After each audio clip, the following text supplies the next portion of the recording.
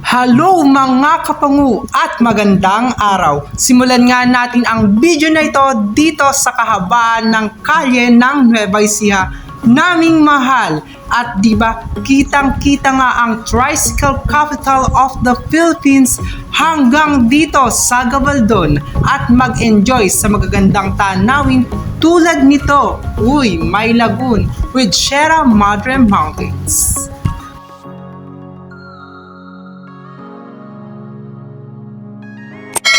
At ayan na nga mga kapangu, paakyat na tayo. Medyo matarik, masakit sa puwit. Nakaupo kasi ako sa cooler jug natin. Ayan guys, I love Dingalan. O diba effort yung taga-picture nila? At ituloy na nga natin ang biyahe na ito kapangu ng may ngiti dahil paparating na nga ang pinaka nakaka-amaze na view dito para sa akin. O akala mo panay ulap, yung pala dagat na. At sa mga biyahero dyan, medyo sigsag po ang daan dito. Kaya magandang mag-practice sa mga nag-aaral magmaneho dyan. Slow down! Bundok pa lang, sulit ka na kapangu sa tanawin at samahan mo pa yan ng anli puno ng buko. At may patanaw na siya. Tuloy-tuloy sa tulay nga na ito ang video natin mga kapangu at ayan nga ang dagat karugtong ng ilog. Wow! Ang ganda! Actually mga kapangu, medyo makulimlim ngayon dito kaya nakapag-video tayo dito ngayon sa labas ni Siao Valley. O diba, napakaganda talaga ng tanawin dito mga kapangu. At isang paliko nga dyan, Siaway, at isa pa palang tulay. O diba? At nandito na nga tayo sa Matawi. Kung hanap nyo ay mabato at medyo malayo sa alon, meron sila dito kapangu.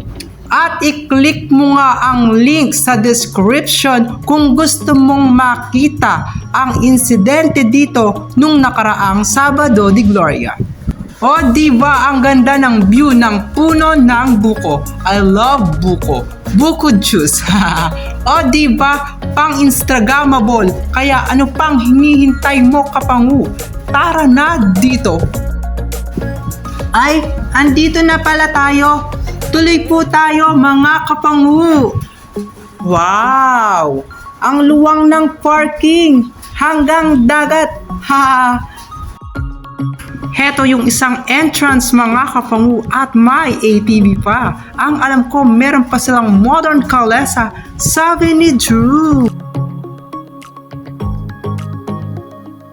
Hi mga kapangu, magandang buhay. Ako po, Raymond Cortez Fernandez, ang inyong kapangu master at ito ang channel natin, ito ang channel Kapangu Vlog.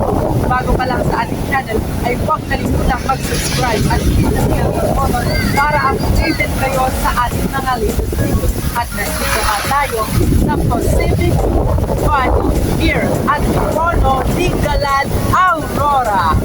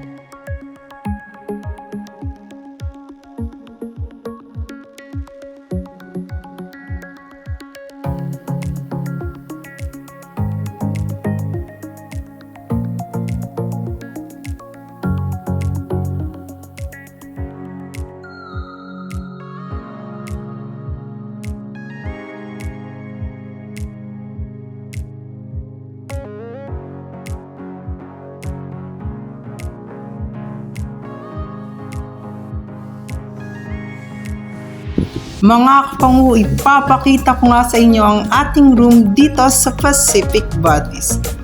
At ayan, nagtago nga si ate, nahiya. Sige, dito na nga lang ang video. At ayan, pasukin na nga natin with my payat na kamay. Wow, ang aliwalas! Gusto ko yung ganitong puti ang gamit kahit tuwing nagbabakasyon lang. Hirap maglaba ata ng puti.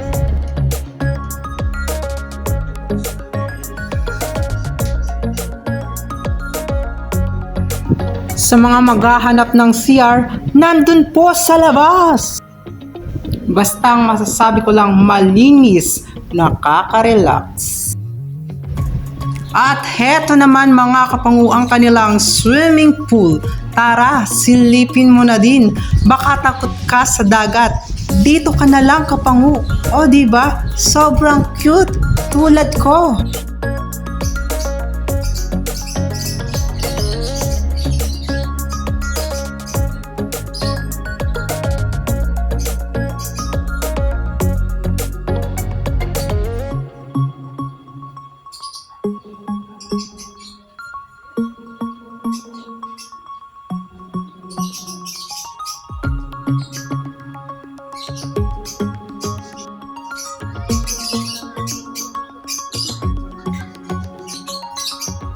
Pacific Buddies at night.